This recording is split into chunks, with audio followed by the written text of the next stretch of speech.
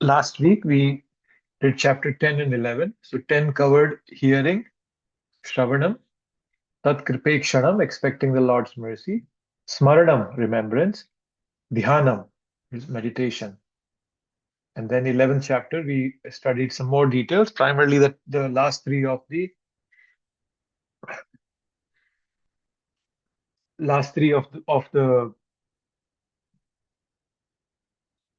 Prahlad Maharaj prayers.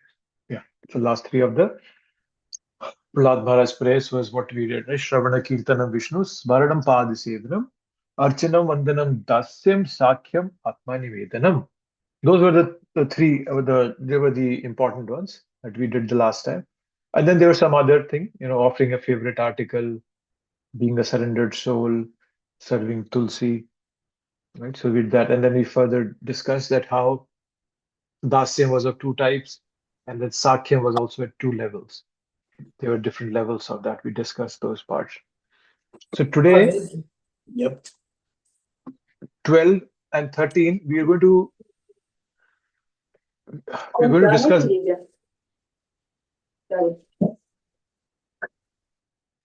we are going to discuss the remaining items from the list of 64 that Rupa Goswami had given. So these two chapters are the last of the 64 items of devotional service. So all the activities we have been reading about, they evoke devotional bhava in us when they are done with the proper attitude. Right. So let's start with this one, which is the first one is hearing the revealed scriptures. Rupa Goswami and Prabhupada, they give us a very important statement here. It said that any book that gives enlightenment in matter of advancing in devotional service is considered to be revealed scripture. Right? And that's a very important thing here.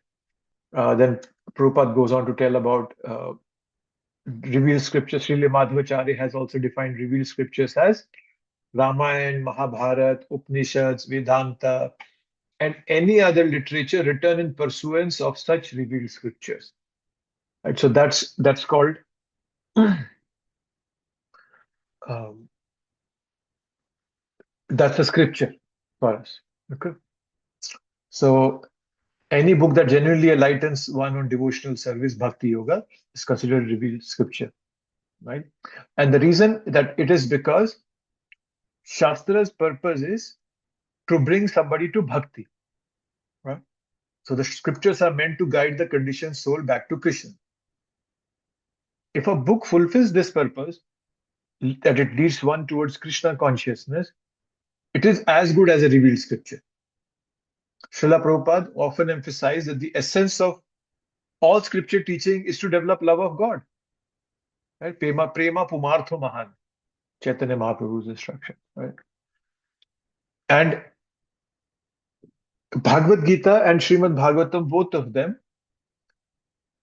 they have broadly defined Shastra for us. For example, in the 15th chapter, verse number 15, Sarvasya Chaham, Hriday Sanivishto, Mata Smritir Jnanam Apohanam Cha, Vedesya Sarver Aham Eva Vedyo, Vedantakrit Vedavit Eva Chaham. What Krishna is saying, Vedesya Sarver Aham Eva Vedyo.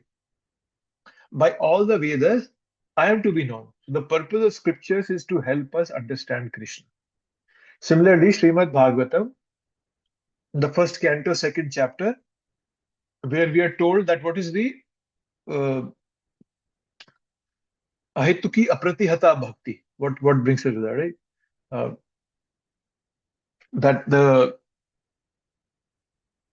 anything that gives us ahetuki apratihata bhakti, that's the real religion. That's the real scripture, right? So, with that thought in mind, many Vaishnava acharyas have written books that we consider as authoritative as the original Vedic text. Books like this Bhakti Rasamrita Sindhu, Chaitanya Charitamrita by Krishnadas Kaviraj Goswami. Contemporary books like by realized devotees. We have many of Prabhupada disciples who are sharing their story with us, which help us connect with Krishna. so much better. Our faith increases. In the uh, Shyamasundar Prabhu's book, The Chasing the Rhino, first volume, if you read, there is a story where I think they're in London, or I forget where they were. They were really, they didn't have money, and they didn't know where the rent is going to come for the temple in this month. They were so poor. And one morning, they were just walking on the street. It was early in the morning, and they saw that notes were flying all over. There were $100 bills that were just flying all over. And they tried to look where the money was coming from, and they didn't know that. So they collected all the money and they went back home and they paid the rent and they had some money to save also. When you hear such stories that Krishna comes and helps you if you devote your life to him, it strengthens your devotion towards Krishna. So that book also becomes a scripture for us.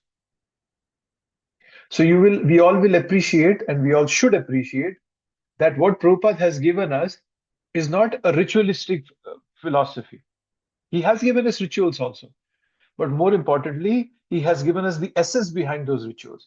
He's given us the the crux.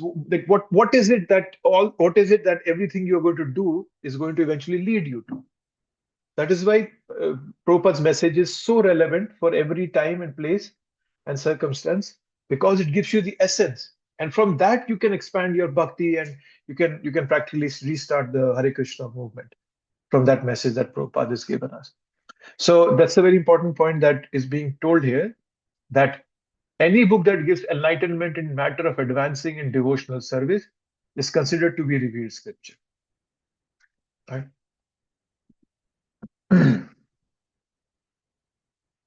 So then Prabhupada goes on to, and Rupa Goswami goes on to give us examples and references from literature, right, about Srimad Bhagavatam and reading Srimad Bhagavatam. Okay. Residing in Mathura. Okay. Now, this is residing in Mathura. Emphasis is specifically to Mathura. So Mathura Mandal includes Vrindavan. Right? So Mathura Mandal includes Vrindavan. If you remember in the Nectar of Instruction, the 10th verse is Vaikuntha Janito Vara Madhupuri Tatrapi Rasa Utsanavad. Vrindaranyam Udarpani Ramana Tatrapi Govardhana. Radha Kundam Ihapi Gokulpate Premamritapluana. Puryadasa Giridate Virajito Seva Vivekina Kaha. There, a hierarchy of the spiritual spiritual world is given. It says Vaikuntha Janitovara. So Vaikuntha, but what is more than Vaikuntha? Vaikuntha Janitovara Madhupuri Tatrapi Rasautsanath. That is Mathura. And then out of Mathura, it's Vrindavan. And out of Vrindavan, it's Govardhan. And out of Govardhan, it's Radhakund. So Mathura Mandal, it includes Vrindavan. Okay. So residing in Mathura,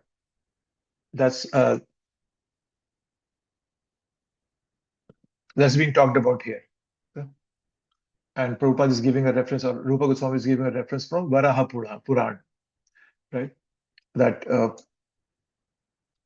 and you'll notice that it's not a direct verse telling you to get attracted to Mathura. It's more of given in a opposite way. That if you get attracted to something else, you are attracted to illusory.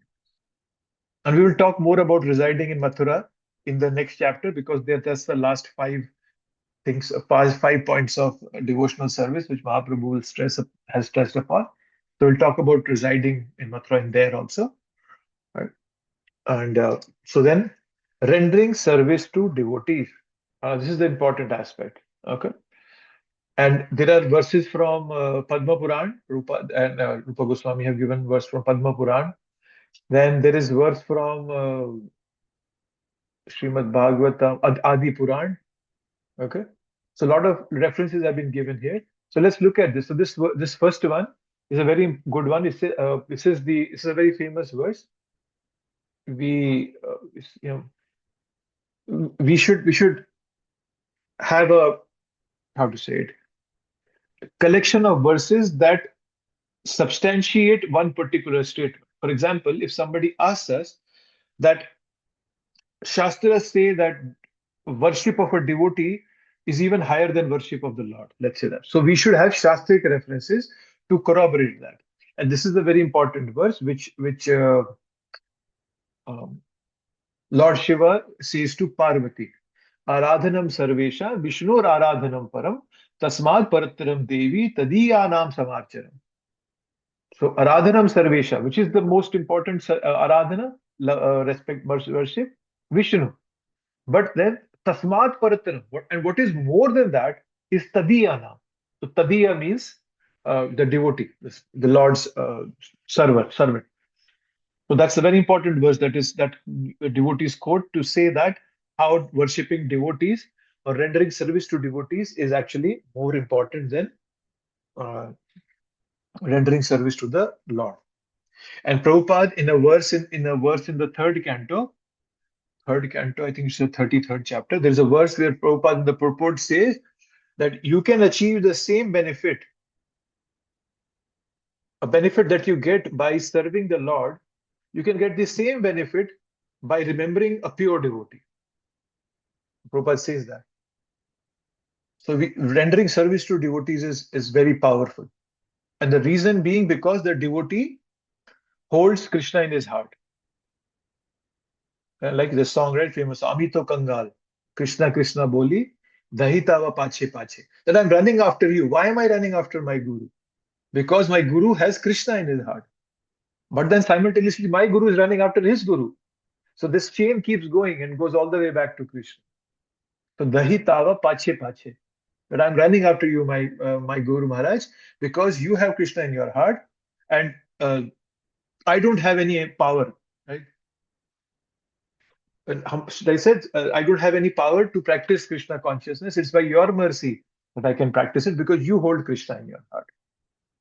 And when a devotee, he or she presents the philosophy in the way exactly as the Guru Parampara has been teaching us, that person becomes a transparent medium. Prabhupada says this in a purport in the 18th chapter of Bhagavad Gita, that devotee becomes a transparent medium because you can see that this devotee is being backed by the Guru Parampara. So you can see through that. So that such purity comes. That's why that Krishna comes and sits in that devotee's heart.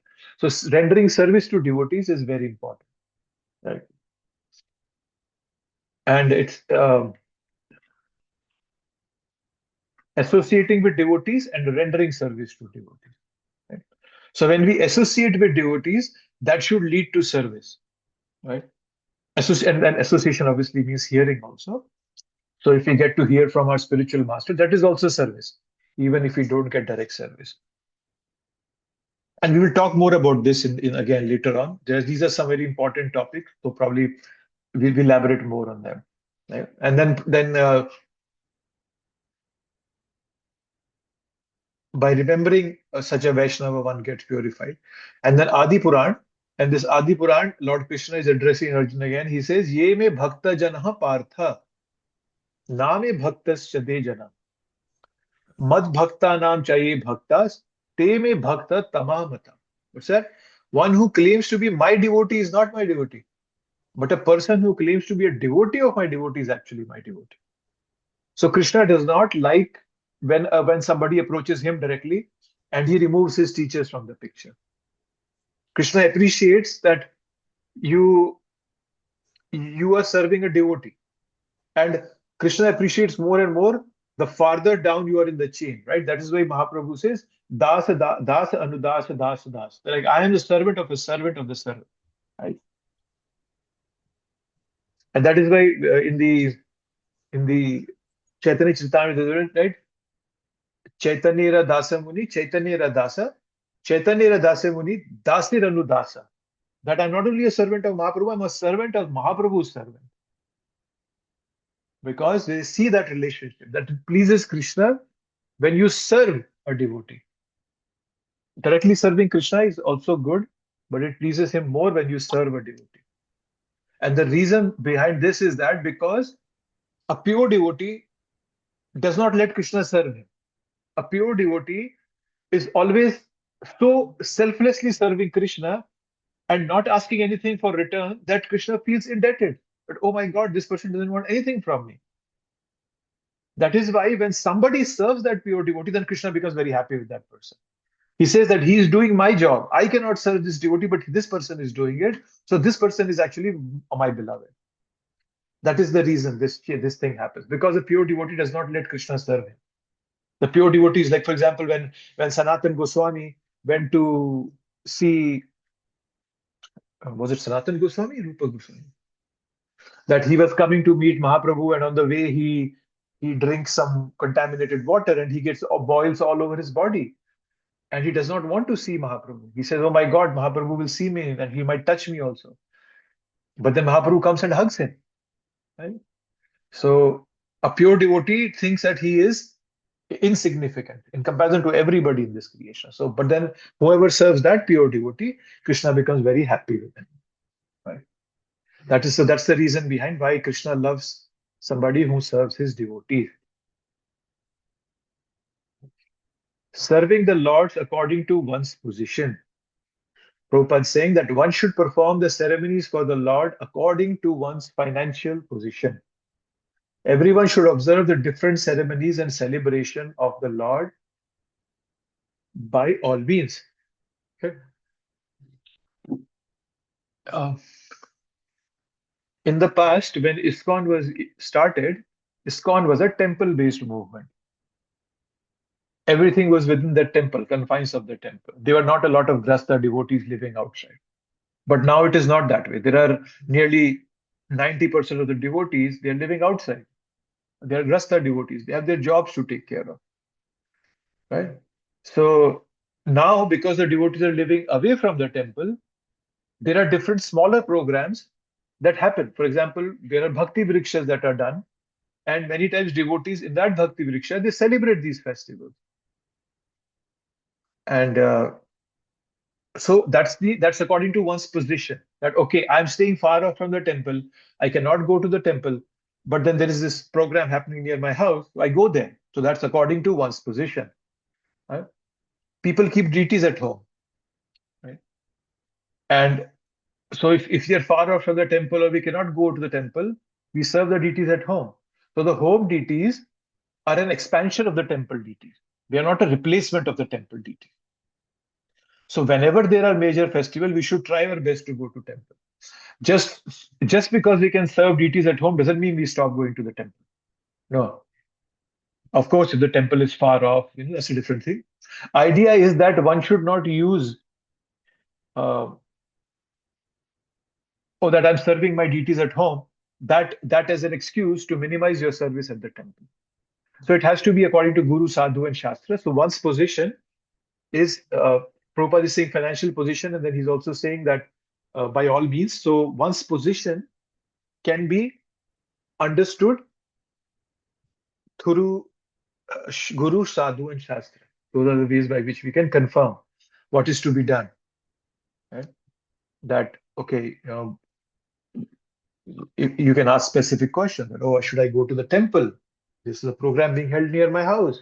Should I go there? And then the Guru can guide us, and Shastra can also guide us accordingly.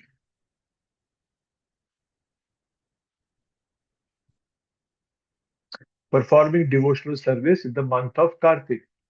So we all are familiar with Kartik, the month of Kartik. It's called Urja Vrata. Urja Vrata because Urja, light, right? We light a lamp. We light a lamp and then uh, we we offer it to the Lord. That's the Urja Vrata. Okay, so that's called the Urja Vrata. And this is something I was looking at this document. Prabhupada has given us a very clear instruction of Kartik Vrata. There was a class he gave in 1974, and where he said that the duty will be that in the evening, you will offer a candle, all of you, and chant the Damodar Ashtaka, Namah Ishwara. And then that will be our Damodar Vrata. Once again, Prabhupada gives us the essence of everything. He doesn't want us to make things very fancy. He wants to bring the emotion in everything. He wants us to feel that whatever we are doing. If we make it overly complicated, if we make it overly ritualistic, we tend to forget the purpose of that thing. That is why you'll notice that Prabhupada is very specific. For example, Ekadashi. Prabhupada very simply gives a definition of Ekadashi in the teaching of Lord Chaitanya. He says, you minimize your eating, eat no grains and beans. That's all he says. You can drink some milk and eat some fruits. And he said, you chant more that day. So Prabhupada has given us instructions for everything. And then there is a book called Kartik Mahatmya, and you can read that. It's available online if you want to, and I can also give you. It comes in the Skanda Purana, and there's a conversation between Narada and Brahma, and there are a lot of stories. There is a very famous story that is talked about is how once this comes in the Kartik Mahatmya, that how once there was this mouse. He used to live in the temple. So one day there was a and he would eat the uh, what do you call that, the wick, the ghee wick, right? The when you offer a lamp, right, you light a wick, and so when the light goes off, when it burns up, still there's a lot of ghee remaining in that wick, so the mouse would eat that. So one day the mouse was eating one of the wicks, and the wick was not fully burnt out. It suddenly caught fire again and started burning, and the mouse could not remove it from his mouth, and he was dancing in the temple. So the Lord accepted that as an offering from that mouse. Oh, see, Kartik Manta, he's offering me a lamp. And then that mouse in the next life, he was born as a human being, a very, uh, a high birth, and he had got all the opportunities to perform bhakti. So the Kartik month is very special, and the so that's been glorified here. So we should perform devotional service in Kartik month. That's also important. That so bhakti is not a path of austerity. Prabhupada has not made that for us.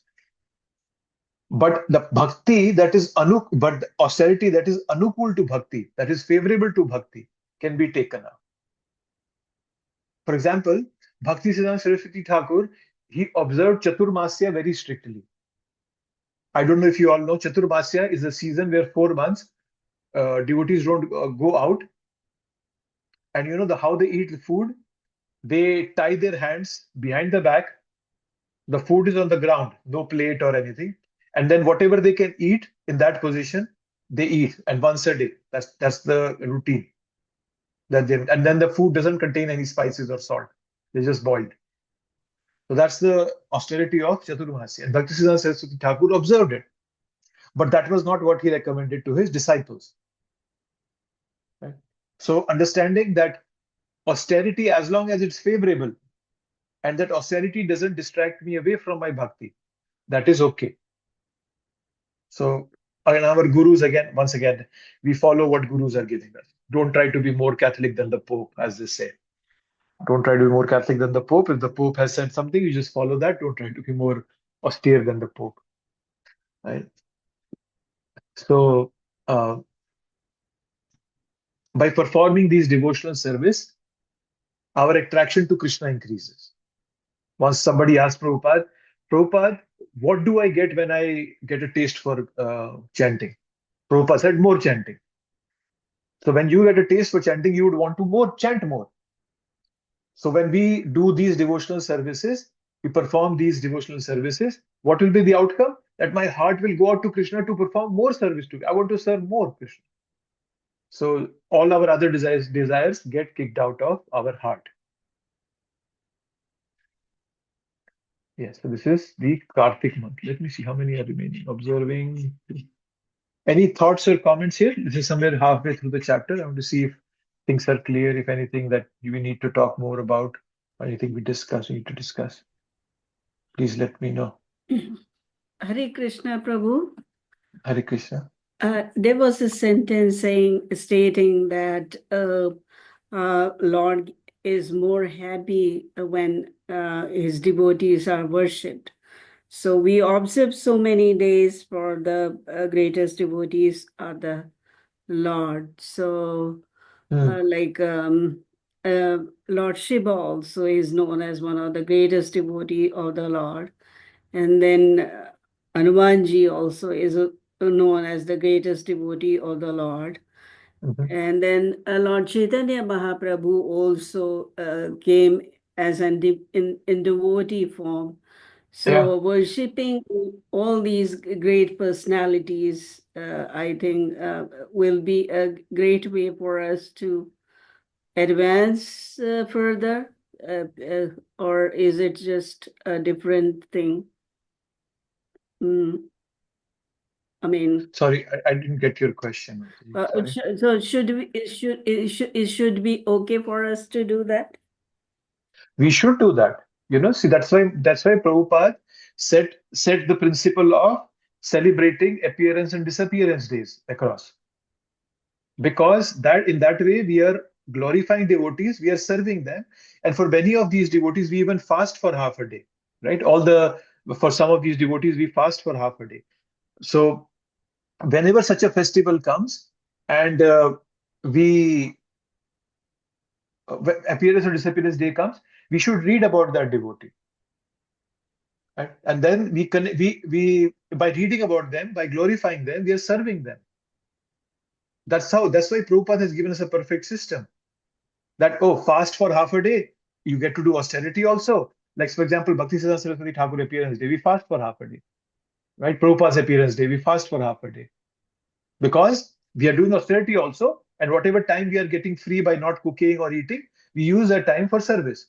So it's a perfect plan. So yes, we should always celebrate the appearance disappearance day. Every calendar has that details. When I say every calendar means that any Vaishnava calendar you can see. Or if you don't, there's an online also, there are many Vaishnava calendars that give these details. So like observing Shivratri and like Hanuman Jayanti and all that, will that be okay too, right? Mataji, Prabhupada purposefully didn't bring in these things in our process, like celebrating Shivratri or celebrating Hanuman Jayanti. Prabhupada purposefully didn't do that. The reason being that it's not that there is any harm in celebrating Shivratri. But the reason being that Prabhupada didn't want people to get distracted in these things.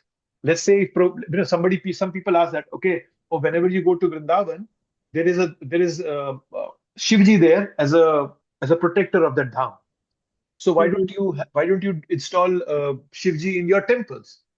Because Prabhupada didn't want people to lose focus from Krishna. It's very easy. That's what the whole Vedas are doing. That's why Narada Muni came and chastised Vyasadeva.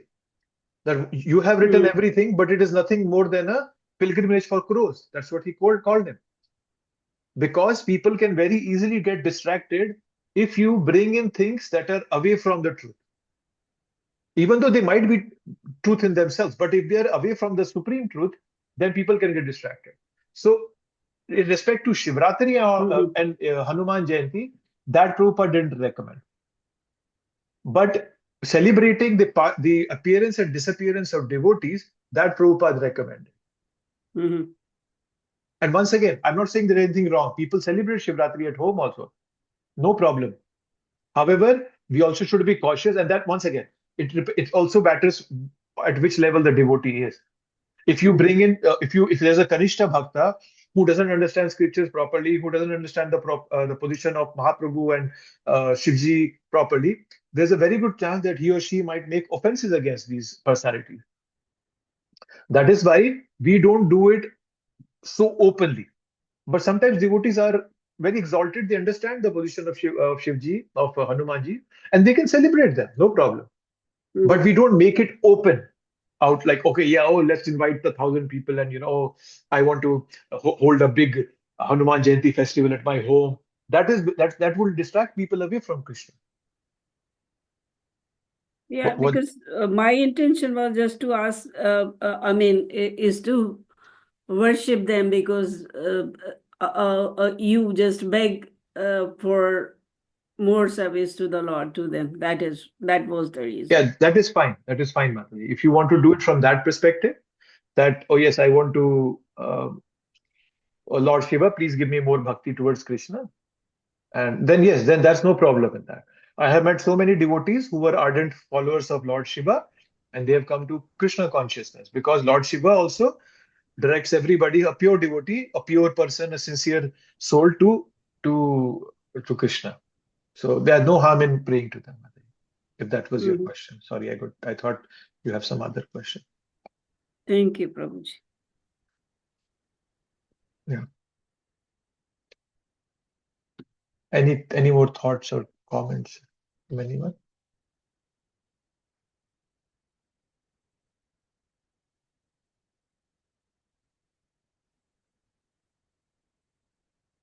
No? Okay. Then let's see this. Serving the deity with great. Oh, was this the one? No, I think I went further on. Oh yeah, Kartik Vrata. And then observing festivals celebrating the Lord's activities. So this, when Prabhupada translated this, he's put it as observing festivals celebrating the Lord's activity. However, actually, this is just a description of Janmashtami. You'll notice that the reference that's also been given, Prabhupada is talking about the birth of Lord Shiva, of Lord Krishna. So when this particular topic is about celebrating Janmashtami. So in the in I think it was in chapter 6, I think we were doing it. Why is there a black spot up there? I don't know. Hmm.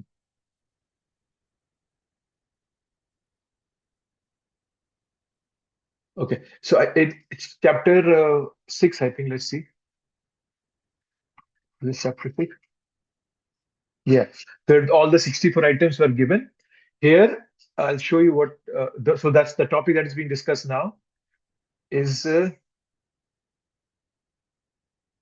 here during Janmashtami, one should observe a special service. So this is the topic being discussed where we are right now.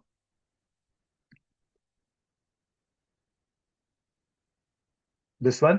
So it's about Janmashtami. Prabhupada has just translated it differently, right? That's why you all can hear me.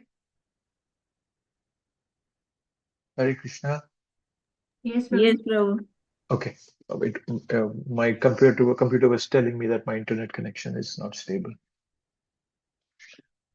So this is specifically refers to Janmashtami, and the Sanskrit word is Shri Janmadina Yatra. So that's also, and then in the 6th chapter there is given, and then this evidence from Bhavishya Puran.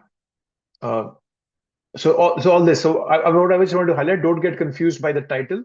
That it's a broader title. No, it's specifically about Janmashtami being talked about here, right?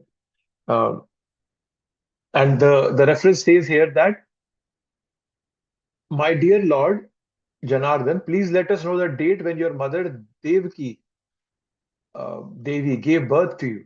And why? Because we want to celebrate that day. So that is being asked. Like we ask our friends, right? Oh, when is your birthday? Close friends. We ask them so that we can celebrate it with them. It's a moment. So, and similarly for us as devotees, it's a very momentous day that Lord is appeared, and so um, we want to celebrate that because appearance of Krishna is one of the strongest evidence of love of Krishna for us.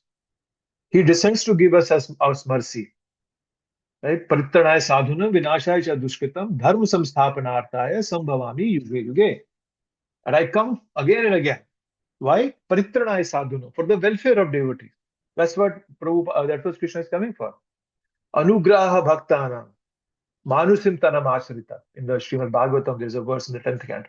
Krishna is saying, Anugraha bhaktanam, for the welfare of my devotees. Manushim tanum ashritam. I take this human form.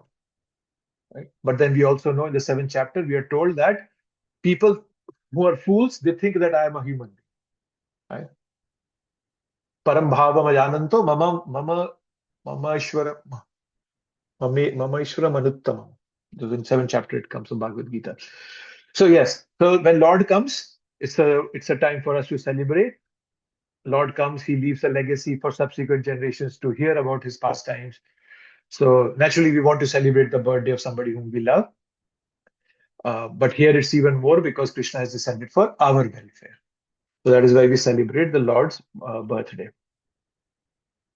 Serving the deity with great devotion. Okay.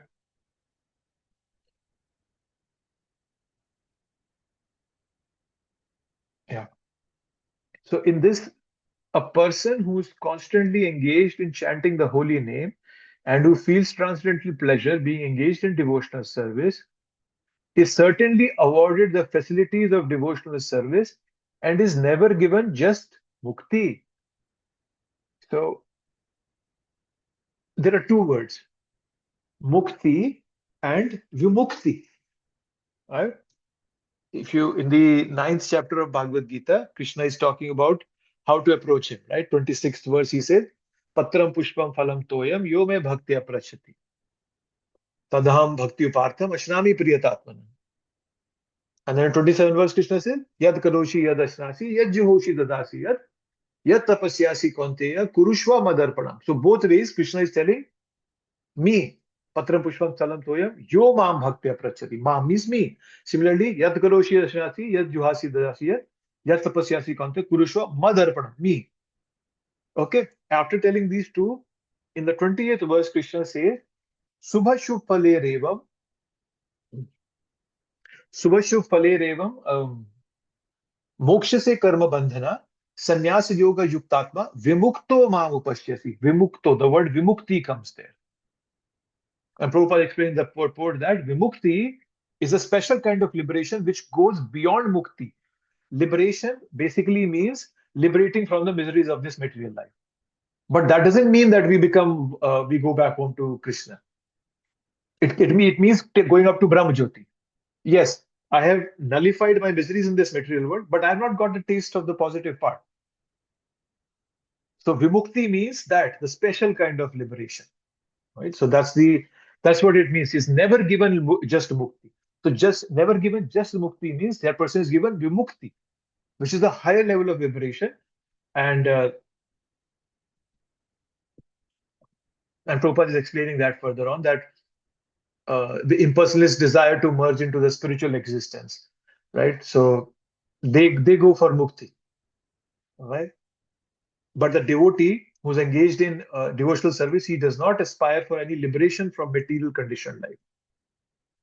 So he or she gets vimukti. Right? Then comes recitation of Srimad Bhagavatam. Now, Srimad Bhagavatam, as we all know, is the ripened fruit of all Vedic literature. In the first canto, first chapter, third verse, we are told Nigama Kalpataror Galitam Phalam Sukha Mukad Amrita Drava Samyutam. We're saying it's Galitam Phalam. Phal means fruit, Galitam means ripe. So Bhagavatam is Galitam Phalam, it's the ripe fruit. And it's become more tastier because Sukha Mukhad, Sukhadev, from his mouth, he's giving us that Amrit Dravya.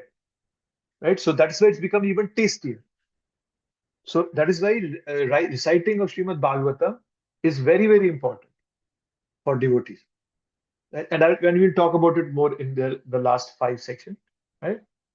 Srimad Bhagavatam, it contains all the essential knowledge for human society, including spiritual, social, political aspects, right? So, and for the full benefit, Srimad Bhagavatam must be received through disciplic succession, parampara, to preserve its purity. Just as a fruit, let's say you have a ripened fruit. If you just throw it from the ground, from the top of the tree, it will break. It'll just split apart. But when it's given from one hand to another, similar disciplic succession, then that fruit is preserved for me to enjoy. So that is why Bhagavatam has everything. And I think in the last class, last or previous to that, we were discussing about 10:14:8, Tatya Anukampam verse, which is the quintessential practice for those who seek spiritual elevation. So Bhagavatam gives us the whole essence. It says, those who are looking for, what was that? Tatya Anukampam, Susamikshamano, Punjanivatra Kritam Pakam. That who are seeking the divine, whatever happens to them, they see it as coming from Krishna. They see any adversity for their betterment. Right? So if that is your mood, then we'll go back home, back to Godhead. And this is the essence of Bhagavatam. So that's why Bhagavatam gives us the all essential knowledge that we need. And this being the crux of the all knowledge, that when we start looking at this world as a classroom, as a universal classroom, then nothing remains bad for me. Everybody becomes a teacher. I'm not envious of anybody. So everything becomes good then. Okay. So this is recitation among Srimad Bhagavatam, amongst devotees. Associating with advanced devotees, I think let's see. Chanting the holy name, living in Mathura.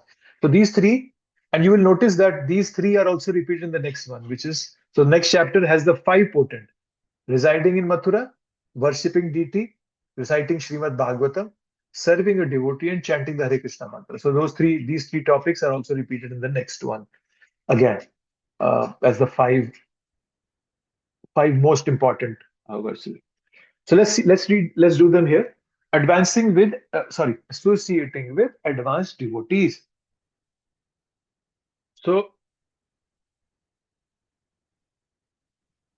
in the Nectar of Instruction, excuse me.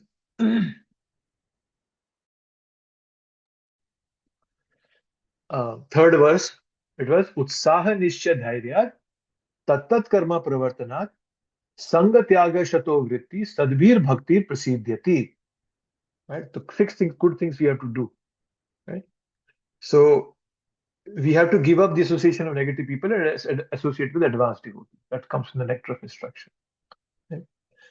So it's one of the important principles. And if you would have noticed in Nectar of Instruction also it was repeated. Second verse was Atyahara Priyashrascha Prajalpo Niyamagraha Janasangha. So giving up association of common people. Janasangha. And then in the next one it was Sangatyagi. So there also it was repeated. Right? So when we associate with the right kind of people, it can strengthen our faith, it can purify our desire, and it can also clarify our intelligence. Right? So the most powerful way to minimize the contamination of our mind by negative desires is to avoid people who carry those material desires. It's not based on moral superiority. We're not trying to present, oh yeah, we don't associate with people. We are superior to you. No. It's just based on a desire for spiritual health. Right? We all are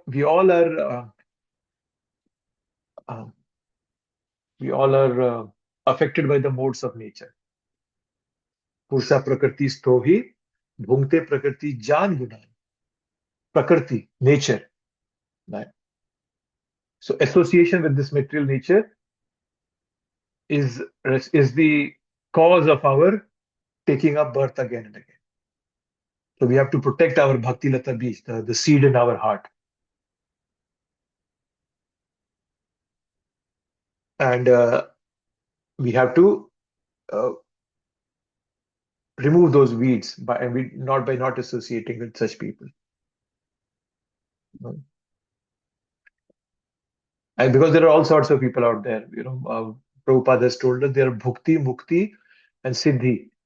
Bhukti is somebody who wants to enjoy material desires. Mukti is looking for liberation from material sufferings. And siddhi means they are the 9 siddhis, right? We have anima, laghima, praptir. I forgot the other one, but yes. So there are different kinds. So there are all sorts of people who are looking for these kind of things. So if we associate with them, we will lose our bhakti process. But Mahaprabhu tells us, respect everybody, but also take care of your own health. There was a story of the monkey and crocodile. I might have told that story in the past, that how crocodile and the monkey, they become friends. And one day the crocodile tells his wife, oh, I have a monkey who's my friend. So his wife says, oh, I just love monkey heart. Why don't you bring him home? He will be our lunch. And the poor crocodile, he just got perplexed. He said, oh my God, he's my friend. But then he listened to his wife, and then he tells the monkey to get on my back and, hey, I will take you, come home, you'll have lunch. So the monkey gets on his back. But halfway through, the crocodile tells him that, oh, I lied to you. My wife wants to eat your heart for lunch. So the monkey was smart. He he said, "Oh, you should have told me earlier. I left my heart on the tree. Let's go back and get it." But the moment he reaches land, he tells, "Oh, I'm not coming with you. You are trying to kill me." So crocodile was innocent, but the association of his wife also contaminated him. And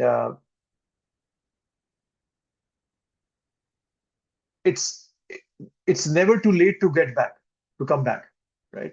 We might have gone lot deep in Maya through this association, right? Just imagine that the monkey is the jiva and crocodile is like Maya. So the monkey sitting on that Maya crocodile, he went deep into the lake or whatever it was, a river or whatever. But then he came back. So our senses, if they get awakened by through our bhakti, we can also always come back. So it's always important that avoiding association and keeping our being firm on our values. Right? Otherwise, other people may take advantage of us. Right? So keep your heart at the feet of Krishna, uh, and don't try to explore uncharted territories. Curiosity killed the cat. So yeah, don't try to think that, oh, I'm advanced. I don't have to associate. I can associate with anybody. I can make them pure. Sometimes people think that way. No, no. Prabhupada was pure. He could convert people to bhakti. I'm not there. So I have to be very careful. Prabhupada had amazing power. He was not affected by anyone. He turned everyone to Krishna. So we all should have a very healthy spiritual mindset. And all that begins with a sincere practice. Right? So yeah. Okay, let's see what's next. Associating with advanced devotees, chanting the holy name of the Lord, and then living in Mathura. Okay. Now you'll notice that there are two things. Living in Mathura, and we just read earlier, where was that?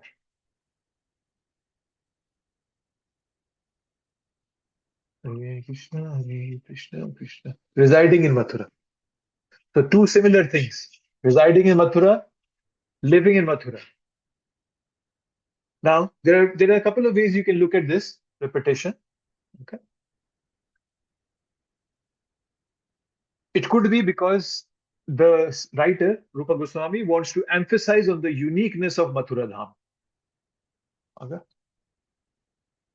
Right? Because Mathura is not different from Krishna himself. So by listing it twice, the importance of this act is emphasized. The more it is stressed, the more devotees will understand its spiritual significance. There can be another way of looking at it. Residing in Mathura might refer to physically living in the dham, regardless of one's level of devotion. Okay? Living in Mathura could imply residing there with a proper consciousness, not just living physically, but in full awareness of the sanctity of the place and engaging in bhakti. Okay, so that also could be a reason. So to emphasize a uniqueness, sometimes to emphasize uniqueness, we repeat things. Can somebody think of a verse where something is repeated to emphasize it? Very famous verse. Hare Krishna, Hare Krishna. Hare Nama, Hare Nama, Hare Nama Kevalam, Kalau Nasteva Gatir Anyada. Yes, thank you. Yes. So the Hare Nama, Hare Nama, Hare Nama Eva Kevalam. So three times the speaker was saying. And after that also he says, Eva Kevalam, only, certainly. And Evanasti, Evanasti, Evanasti, Gatiranyat. So repetition is an expression of emphasis also. So that is why that is one reason why this has been repeated. And the other, as I mentioned, there could be some subtle differences of physical versus mental residence.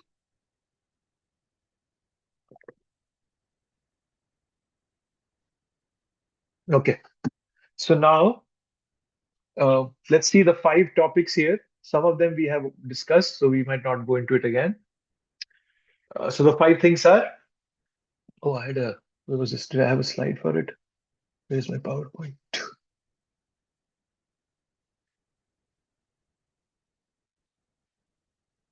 Okay, so 5 potent forms of devotional service. Mathura Mandale Sthiti, residing in Mathura. Shri Murti Angri Sevane Pritha, worshipping the deity.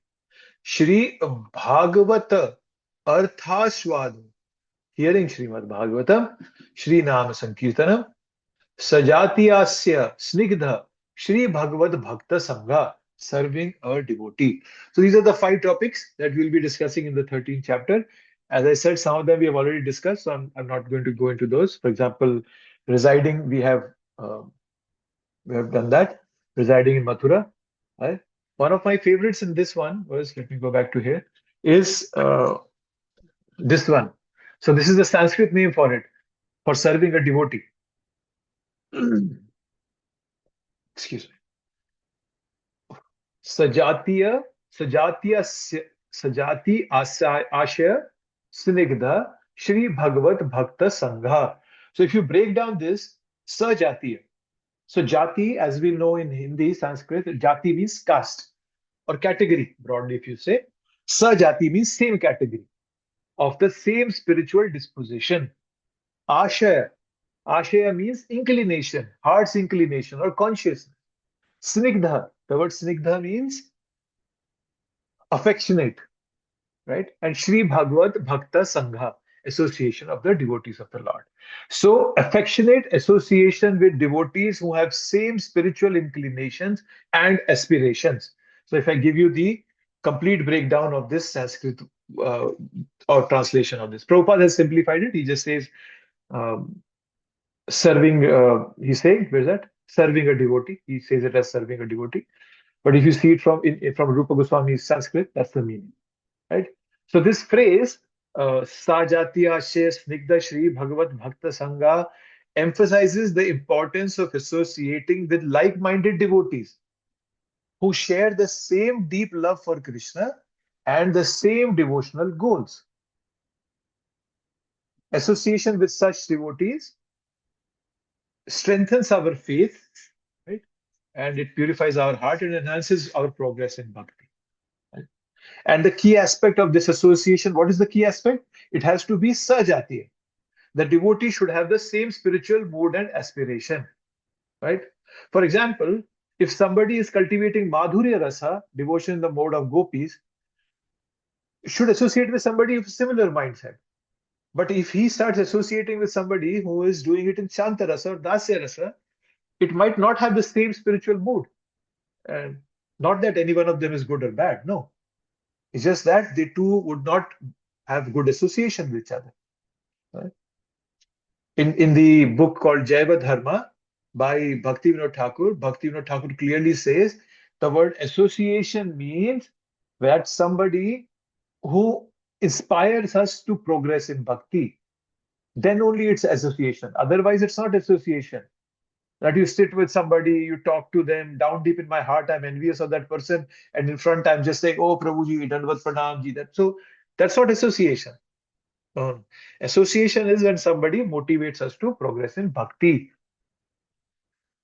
Right? And the association should be snigdha. It should be affectionate. Right? The devotee should be caring, encouraging, free from envy or rivalry. That's the meaning of association. Otherwise, it's not association. And why is this kind of association valuable? That I think proof. Let me. Oh, I just started from serving a devotee. Let me see if I can find the section here. The Prabhupada had a very good verse that he had quoted, I think, from third canto.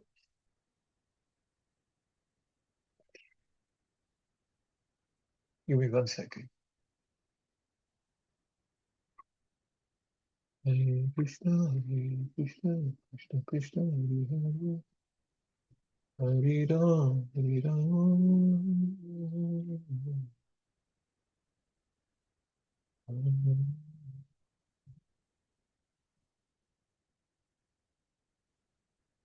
Oh, here in the uh, serving a devotee. No, I don't find it. Okay, I can't find that. Where what I'm looking for probably. Okay, let it be. But then there was this verse which comes in the third canto, third verse, third canto, 25th chapter, uh, verse number 25. Satam prasanga mama virya samvido bhavanti hit karna rasayana katha. Tad joshnad ashva tad joshnad nahi. Satam prasanga mama virya samvido vadanti hit karna rasayana katha. Tad joshnad ashva Vartmani Shraddharatir Bhaktir Anukramishati. I forgot the third sentence. I'll quickly show you that verse. It's a very good verse which says that when we, let's just read the verse. Read 25, 25. Somebody's keeping track. And let me share this with you. A very important verse. Tad Joshnad Ashvu Apvarga Vartmani. I missed that word, Apvarga. In association of pure devotees, discussion of the pastime and activities of the Supreme Personality of Godhead is very pleasing and satisfying to the ear and the heart. By cultivating such knowledge, one gradually becomes advanced on the path of liberation, and thereafter he is freed, and his attraction in Krishna becomes fixed. Then real devotion and devotional service begin. So that's the effect of association of pure devotees, of serving devotees. That it gives bhakti in our heart. That is why we do that. That is why we are serving the devotees. Okay, so yes, serving the devotees. Haribol. Haribol, Prabhu. Yeah, this is all this is so important. Like Prabhupada, he says, well, he explains that people that have the way we hang out here in America, or we see in social etiquette, or not etiquette, social activities, people say, okay, you see someone that's poor, he's a bum. You see someone that's higher, I'm envious. You see someone equal, oh yeah, he's my equal, then let me tell him something about myself and let me glorify myself around him because I can get away with it. And those three things Narada Muni explains that this is the problem for material existence. You want to navigate the material world with any problem, then okay, that person lower than you have compassion for him and you elevate him. The person equal to you become happy and you associate with them in a nice manner. And a person higher than you serve him. And if one takes this attitude at all times, because it's easy to figure it out, A, B, or C, where that person's at, and in all humility, try to associate in that way. And Narada Muni says, yeah, then you can navigate and have no difficulty in the material world. And you look all the time, it's not well pronounced. And so each of us should just individually see, oh, okay, this person at the temple, he's a simple devotee, I have to help him. I just have to help him. Someone who's equal, you have a good time, you associate with them, you encourage them, and you're nice, but you don't hang out and try to brag about yourself to them because you're equal, so you can do whatever and say whatever.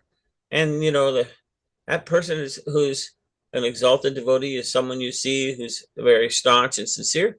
You try to serve him. We should all just have that scope. I mean, I saw your spiritual master, and I told him, I said, man, sometimes I just feel so envious of you.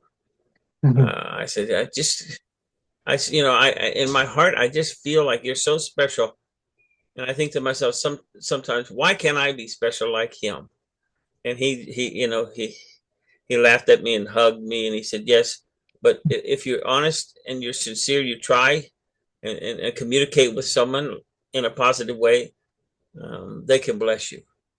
So he was so humble. But and then that's another thing too, is, we should try to be honest with each other and encourage each other in honest ways, and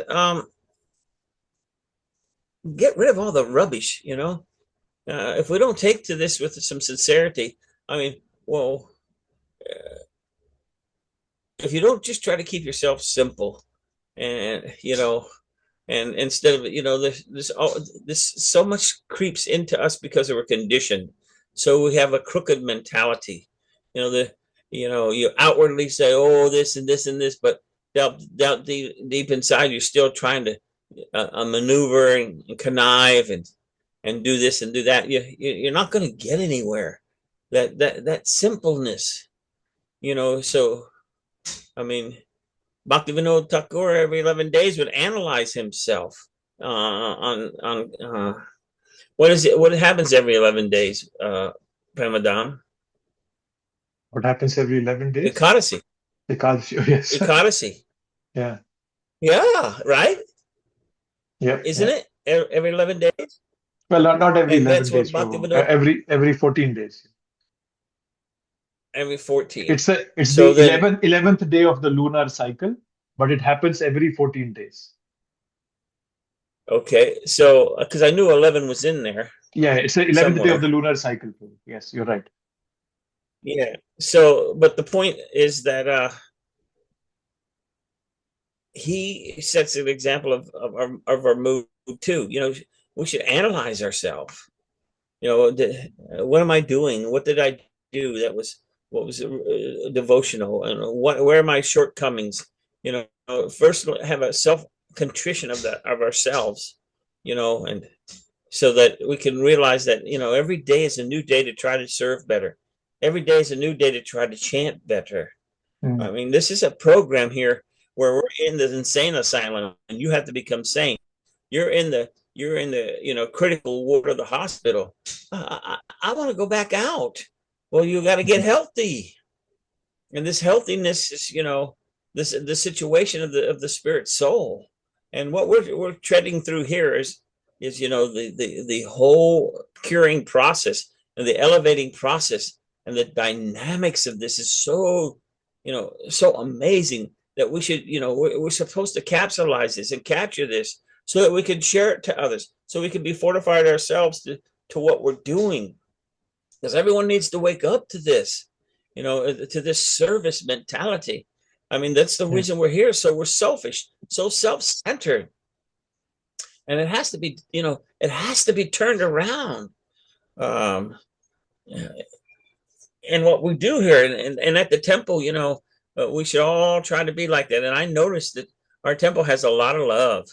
And I noticed there's a lot of people. Everyone's trying to be nice and trying to do nice things.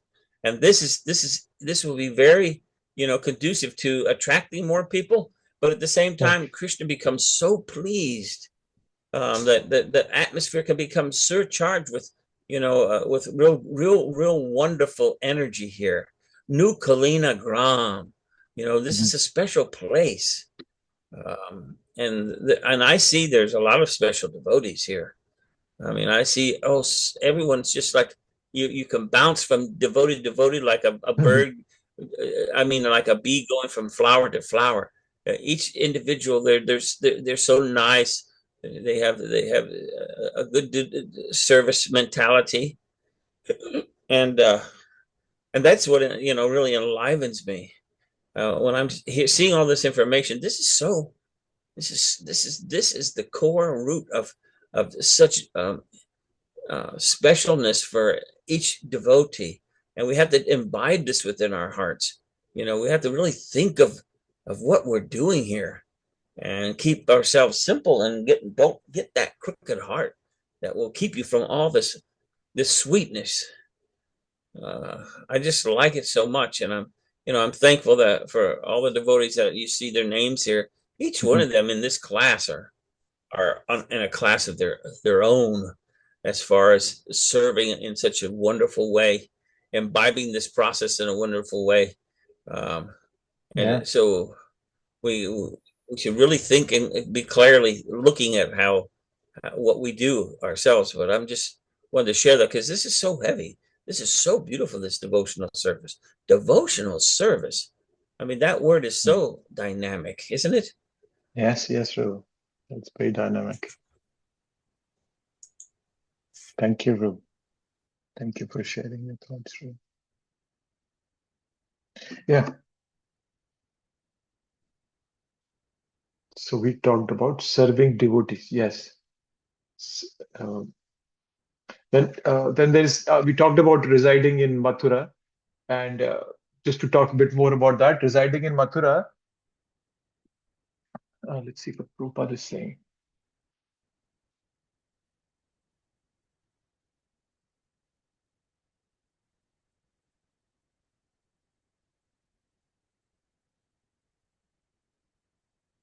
Yeah, Mathura Mandal.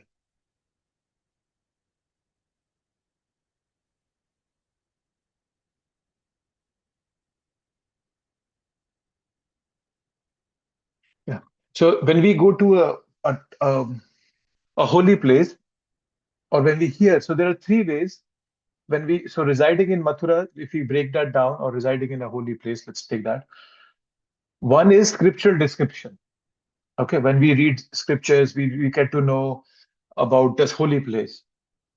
One is sensory perception. When we physically go there, and then we see, through our senses, we walk on Vrindavan. If you go to Ramanreti, we read in scriptures that the soil in Ramanreti was so soft because the cows, they couldn't tolerate that Krishna was walking bare feet on that rocky ground. So they just stomped the whole ground, and they converted all the rocks into very fine sand. So the soil at Ramanreti is very, very soft. So when you go to Ramanreti in Vrindavan, the soil is very soft there. You could practically just walk barefoot there. You should walk barefoot there. And some people even go and roll there and they just sit down and enjoy. So Ramanreti, so that's sensory perception, right? And then third important part is devotional contemplation in our heart. So by reading from scriptures and by even sensory looking at that perception, we can contemplate this in our heart.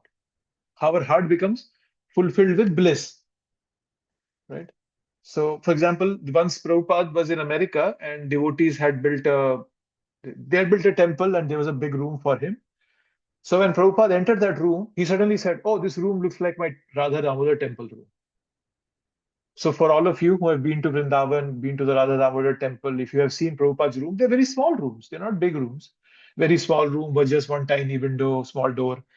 But Prabhupada's heart was so much in Vrindavan that when he saw a room where the purpose of that room was to serve Krishna, and so he could connect with it. So that was a devotional contemplation, right? For example, when Mahaprabhu would see a river, he would think it's Jamuna. Every mountain for him was Govardhan. Every forest was Vrindavan for him. So that's devotional contemplation coming from within the heart. So residing in Mathura, just to give more details here, that residing in Mathura means that there is three aspects to it. You can read about it, you can physically perceive it, and you can also contemplate about it within your heart. Right? So even if there is no sensual perception, devotees can still relish that place. Right? Many years ago, 2016, 17 probably, I used to go to Mathura, not Mathura, Mayapur with my spiritual master, and he used to take us for yatra, and that was such a wonderful time that we would go to all the places, Mahaprabhu's birthplace, Bhakti Saraswati Thakur's Samadhi. We would go to Bhakti Vinod Thakur's house, his kuti where he would do his meditation, and we would cross the Jalangi River on a boat, and it has so much of sensory perception, and like it's sitting in my heart. I can feel it whenever I think of that place. I can feel that loving vibration, the bliss of that place in my heart. So that's something that if somebody like a practicing devotee, neophyte devotee like me can do it, everybody can do that. That we could reside in Mathura, even though we're not physically there, we could contemplate it within our heart. Right? Then the one more thing was deity worship. One aspect was of this is deity worship, worshipping the deity of the Lord. Okay. So now beautifully, the way Rupa Goswami presents this point is, he says, my dear friend, if you still have any desire to enjoy the company of your friends, within this material world, then don't look upon the form of Krishna, who's standing on the bank of Keshi Ghat. He's known as Govinda, and his eyes are very enchanting. He's playing upon his flute, and on his head there is a peacock feather, and his whole body is illuminated by the moonlight in the sky. So it is a metaphor of presenting the efficacy of deity worship. Okay, so it's a metaphor where there is some condemnation which seems like praise, and praise seems like condemnation, right? So the speaker is saying that if you want to enjoy material life, don't go to Keshi Ghat, because there is Krishna standing. He is a beautiful body. So don't do that. So it's more like you're trying to praise Krishna, but in a negative way. That don't go there. Krishna is so beautiful there. The deity of Govinda is so beautiful there, right? So whoever goes there, he becomes indifferent to the attraction of the material world, right? So Virakti, right, is one of the bhava bhaktis. So Rupa Goswami thus shows that seeing the deity, especially the Govinda form, can quickly evoke bhava in our heart, even in neophytes, right? And that captivation can lead to freedom from material attachment. So deity worship, when we do deity worship, it gives us a sensory perception of the Lord. We bathe the deity, we feed the deity, we change the clothes of the deity, we offer flowers, sometimes we offer perfume, put on jewelry. So there's a sensory perception to it. So deity worship is valuable in that aspect. So let's see. We talked about residing, worshipping deity, reciting Srimad Bhagavatam, serving devotee, Hare Krishna mantra.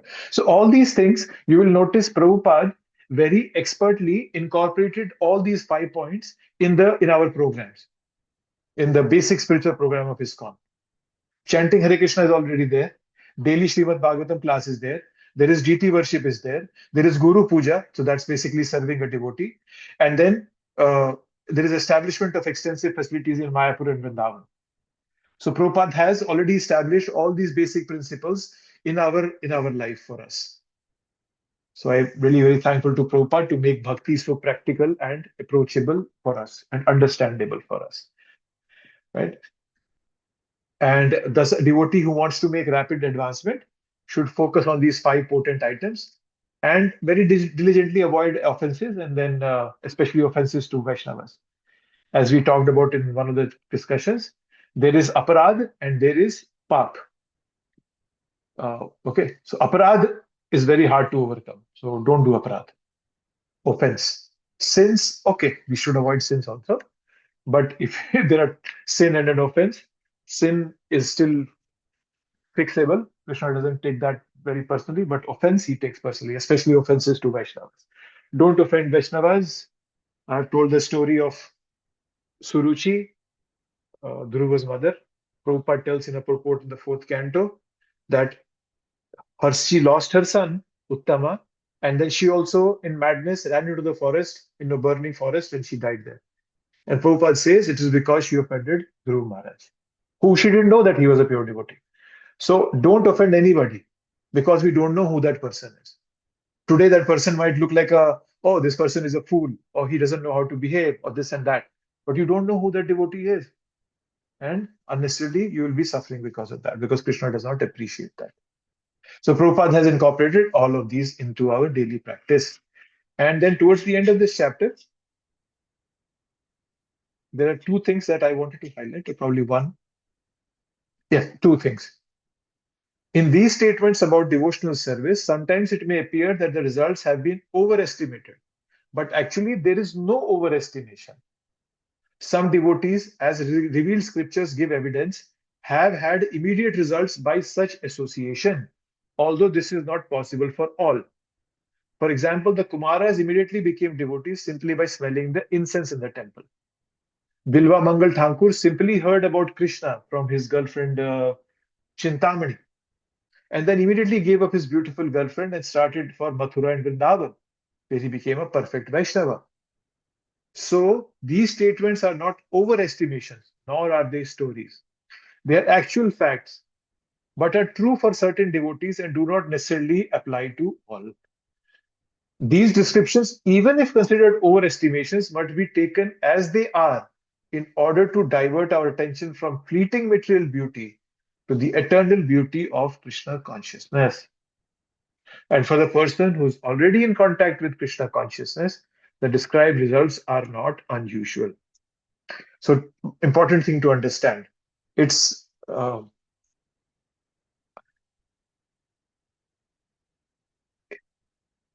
results of these items are not overestimation. True in some cases, and they're intended to evoke bhakti in our hearts when executed offenselessly. Right? And in the last paragraph of this chapter, there is a discussion about varna and ashrama. So, how do these principles relate to other practices of a relation of other practices to sadhana bhakti? Right. So, the discussion here is about varnashrama system. So, somebody can ask us that, oh, varnashrama system is not in the 64 item list. So, is that not in devotional service? And if not, what is their relationship to sadhana bhakti? So, Prabhupada and Rupa Goswami are explaining that